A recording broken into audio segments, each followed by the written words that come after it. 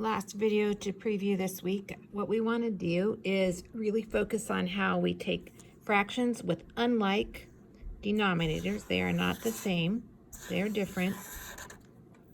We cannot add across. Remember, we cannot do this. We cannot do this with an unlike. So no, we cannot add this until we come up with a equivalent fraction, something that equals the same, because we can't change our problem.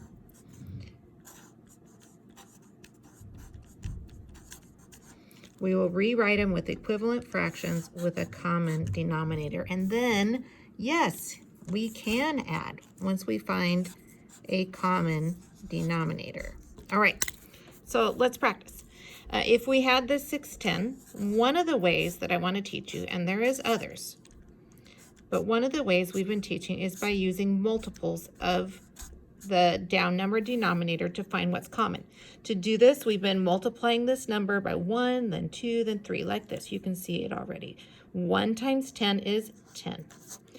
2 times 10 is 20. 3 times 10 is 30, and so on. You get the gist. I'm going to stop because I actually know that I've hit a common multiple here, because I know that 15 times 1 is 15. And I know 15 times 2 is 30. So that gives me my common multiple that I'm able now to rewrite. Let's see my pencil, got a little dark, into an equivalent fraction. What I'm writing is the same. It's an equivalent fraction, and it is using a common denominator or down number. And so what we found was 30. So what that means is if my common denominator is 30, and I ask how many groups of 10 does it take to make 30? It takes 3, right? So then I come over here and I multiply. Basically what I'm doing is multiplying these two numbers by a whole of 3. Because how many groups of 10 to go into 30? It takes 3. We already have the 30. 3 times 6 equals 18. We ask the same thing about this number. How many groups of 15 did it take to make 30? How many groups? How many groups? It takes, or what times 15 equals 30? It takes 2.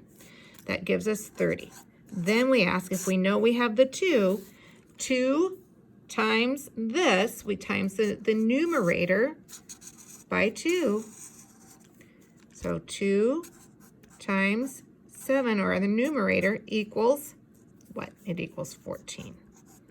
Now we have common denominators. We never change those. It stays 30, but I can add these two together. I add my 1s, that gives me 12, and then I have 2 groups of 10. I have 20, and then I have 32. Am I right? 32. 12, double checking, 8, 20s, and then 12, yeah, 32. Now when I look at 32, I have a whole group, and this happens a lot when we're doing the strategy. I have a whole group of 30 inside. So that means I have a 1 with how many left over? I took 30 away. 2 30s. 30ths, okay? For those of you who can simplify, do that in pencil right here. It would be 1 and 1/15. That's for a challenge. Okay, so another way to, what we're basically saying is that 6/10 is equivalent, it's equal to the number equal to 18/30. Right there. We're saying 7/15 is equal to 14, not 13ths, 30ths. Good thing I can make mistakes and correct them. The same thing again is right here. If we did 4, let's try another one. 4, 6, we'll go a little faster. Plus 1/3. So again, I find my multiples. Like 6 times 1 is 6, 2 is 12, 3 is 18, 4 is 24. I'm going to stop because I think I'm already there. 3 times 1 is 3, 3 times 2 is 6, common multiple. Yowza wowza. Now we're going to rewrite. You can do this with me. Think ahead. Right now, what's my next? I'm rewriting to equivalent. What is going to be my next step to find this common denominator? I'm going to come over here. I'm going to rewrite that number. It's an equivalent fraction. I haven't changed anything, and I get to keep this one, so that's easy. Just the same thing. Plus, this one changed to a 6, and we say,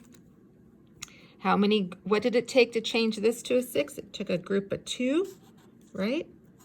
2 times, what times 3 equals 6? 2. So we go over here, we multiply this by 2, come back to my numerator, and put a 2 up there. My paper's falling. So that means I can add straight across. We always keep that 6. 2 plus 4 on the top is 6, and that equals 1 whole. We have a whole. The math done before, whatever that was not right. All right, so that is how we find a common denominator and use equivalent fractions to rewrite it.